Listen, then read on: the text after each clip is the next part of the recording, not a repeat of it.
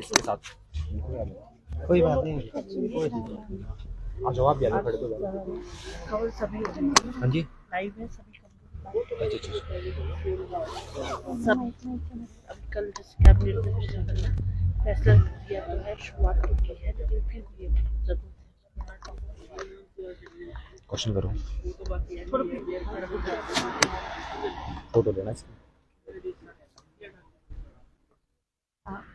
Sir हम कहेंगे कि पिछले जो है दिन पिछले कल कैबिनेट की बैठक में जो आईटी के कुछ पोस्ट का कोर्स के लिए जो है मंजूरी दे दी गई है, तो आप क्या कहेंगे उस बारे में कि सरकार ने पहला कदम उठाया तो है जो आईटी की तरफ को? सबसे पहले तो मैं मीडिया के सभी बंधुओं का आभार व्यक्त करता हूं, जिन्होंने समय समय पर हमारी आवाज को पूरे हिमाचल प्रदेश ही नहीं बल्कि सरकार तक पहुंचाने का पूरा प्रयास किया है। और उसके बाद में सब कमेटी के अध्यक्ष हिमाचल प्रदेश के उप मुख्यमंत्री माननीय श्री मुकेश अग्निहोत्री जी का आभार व्यक्त करता हूं, और उनके साथ साथ सभी कमेटी के सदस्यगण विक्रमादित्य जी, यादविंदर गोमा जी, जगत सिंह नेगी जी और हर्षवर्धन चौहान जी, सभी का बहुत बहुत आभार व्यक्त करता हूं, जिनके प्रयासों के कारण कल कैबिनेट सब कमेटी ने हमारे हक में फैसला लिया है और एक मत होकर इसे कैबिनेट मीटिंग के लिए आगे के लिए रास्ता प्रशस्त किया है। अब देखने की बात यह है कि आगामी जो भी कार्यवाही होगी वो कैबिनेट की मीटिंग में होगी, और जैसे कि आप सभी को पता है कि भारत में आम चुनाव आने वाले हैं लोकसभा के, और जल्द ही आदर्श आचार संहिता पूरे देश में लगने वाली है। तो हमें उम्मीद है कि इससे पहले सरकार एक कैबिनेट की बैठक बुलाएंगी जिसमें इस पर अंतिम फैसला लिया जाएगा, ताकि जो उप कमेटी का फैसला है उसे कैबिनेट में मंजूरी मिलेगी, ताकि ये रास्ता सभी के लिए साफ हो सके और हमारा रिजल्ट जल्द से जल्द आ सके। उसके साथ साथ मैं कैबिनेट उप समिति के अध्यक्ष माननीय श्री मुकेश अग्निहोत्री जी का दिल की गहराई से आभार व्यक्त करता हूं, और आगे के लिए उम्मीद करता हूं कि अन्य पोस्ट कोड जो भी इस संघर्ष में जुड़े रहे हमारे साथ।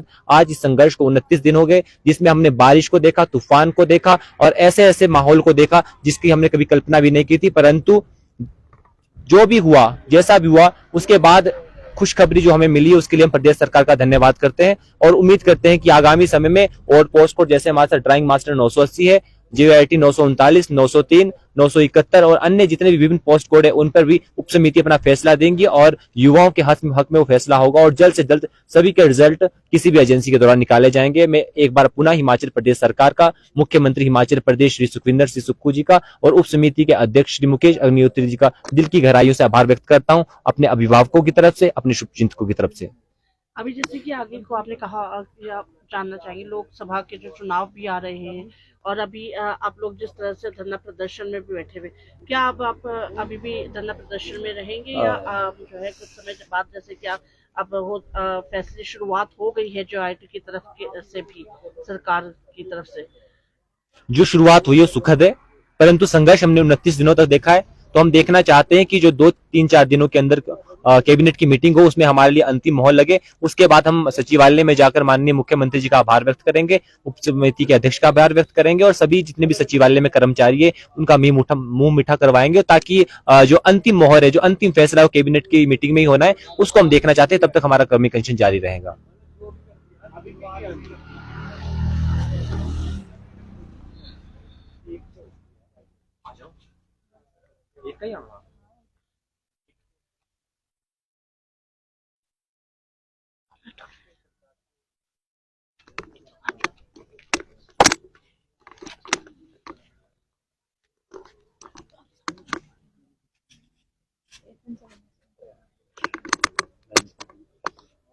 सबसे पहले तो मैम अपना परिचय दें। मेरा नाम मोनिका हिमराल है और मैं शिमला से हूँ। आपका जो पोस्ट कोड है उसके बारे में हमें बताएं थोड़ा।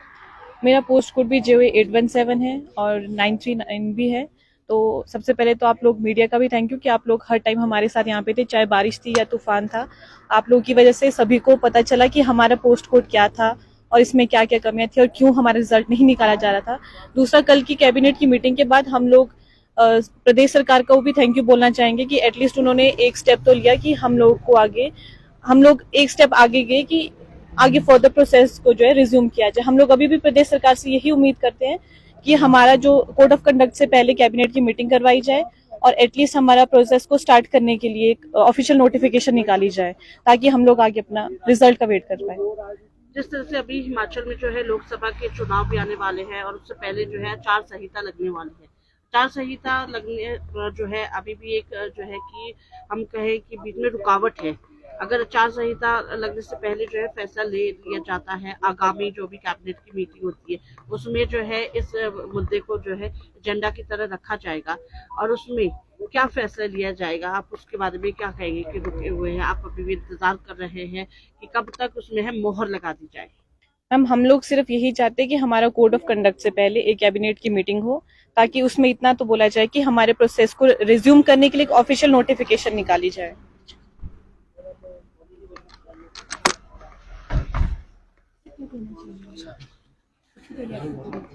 जी, मेरा नाम सुखेश राणा है। मैं डिस्ट्रिक्ट कुल्लू से बिलोंग करता हूँ। सर्वप्रथम तो मैं प्रदेश सरकार का दिल की गहराइयों से धन्यवाद करता हूँ। उसके बाद माननीय मुख्यमंत्री जी का भी दिल की गहराइयों से धन्यवाद करता हूँ कि उन्होंने हमारे इस मैटर को सुलझाने के लिए सब कमेटी का गठन किया और उसके बाद सब कमेटी के जो अध्यक्ष माननीय डिप्टी सीएम अग्निहोत्री जी, आपका भी दिल की गहराइयों से धन्यवाद करता हूं। आपने कमेटी का कल जो बैठक है वो उसे लिया।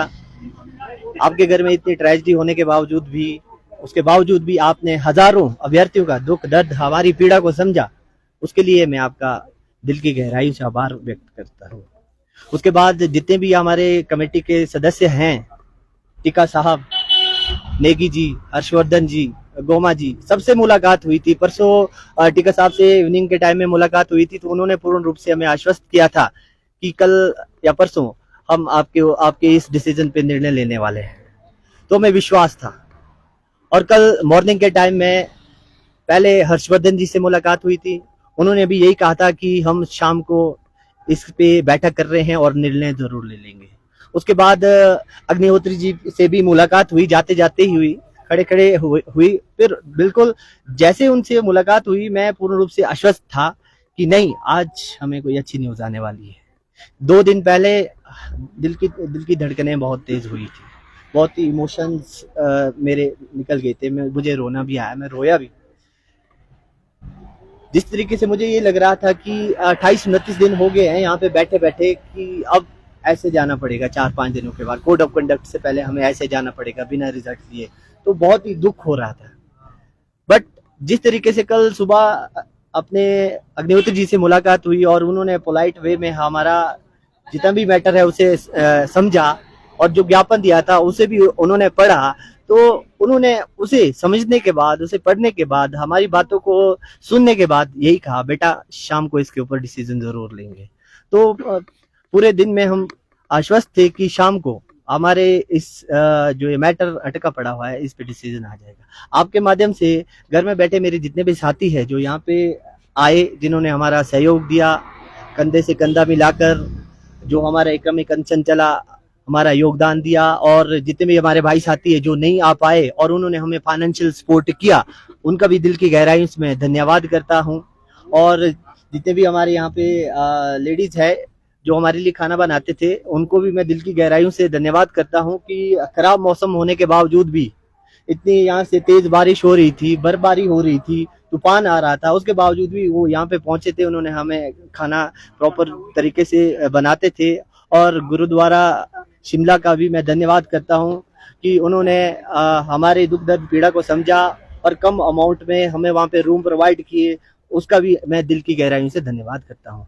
और आपके माध्यम से मैं एक ही गुहार लगाना चाहता हूँ माननीय उप मुख्यमंत्री मुकेश अग्निहोत्री जी से कि आपने जो हमारी ये दुख दर्द पीड़ा समझी है, उसके मद्देनजर रखते हुए आप जो एक कमेटी की आपने जो आप कैबिनेट बैठक अगली करने जा रहे हैं, उसमें जो हमारे ये आपने कल डिसीजन लिया है कि कैबिनेट बैठक में इसके ऊपर फाइनल मोहर लगाई जाएगी, तो मैं रिक्वेस्ट करता हूं इसके ऊपर आप फाइनल डिसीजन ले और जल्द से जल्द जो हमारा ये मैटर है इसे हमीरपुर बोर्ड को दिया जाए, ताकि हमीरपुर बोर्ड इस पे फर्दर प्रोसेस जो भी करना होता है वो तुरंत प्रभाव से करे। और आपके माध्यम से और भी गुहार लगाना चाहता हूँ, गुजारिश करना चाहता हूँ, मेरे भाई साथी यहाँ पे अदर पोस्ट कोड वाले भी बहुत सारे हैं, वो जैसे कि JOIT 903, 939, आपका 962 का भी है और ड्राइंग मास्टर 980 पोस्ट कोड है।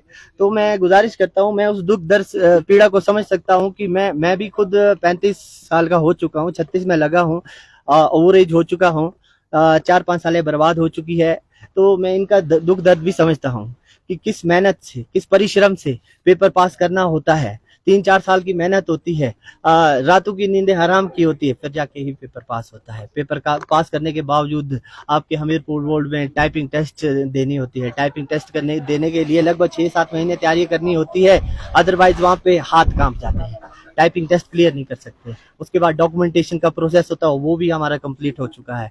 तो अगर इतने मेहनत करने के बावजूद भी यहाँ सड़कों पे धरना प्रदर्शन करना पड़े, इस तरीके से नारेबाजी करना पड़े और क्रमिक अनशन करना पड़े, तो बहुत ही दुख का विषय होता है। आपसे बस यही रिक्वेस्ट करता हूँ, फ्यूचर में ऐसा कभी किसी के साथ ना हो। मैं गुजारिश करता हूँ माननीय मुख्यमंत्री जी से, आपके कार्यकाल में आगे फ्यूचर में ऐसा कभी भी किसी भी बच्चे के साथ नहीं होना चाहिए, क्योंकि पेपर पास करने के लिए बहुत ज्यादा मेहनत लगती है सर, बहुत ज्यादा दुख होता है अगर कल दिन इस तरीके से हमें यहाँ पे धरना प्रदर्शन करना पड़ता है। और हमारे जो घर वाले हैं बहुत ज्यादा परेशान हैं, लगभग 28-29 दिन हो गए हमें यहाँ पे बैठे हुए, तो बहुत ज्यादा परेशान है। ऐसा किसी के साथ नहीं होना चाहिए। बस यही गुजारिश करता हूँ कि जल्द से जल्द जितने भी अदर पोस्ट कोड के अभ्यर्थी है उनका भी आप मैटर रखें, उनके भी कमेटी में डिसीजन लिए जाए।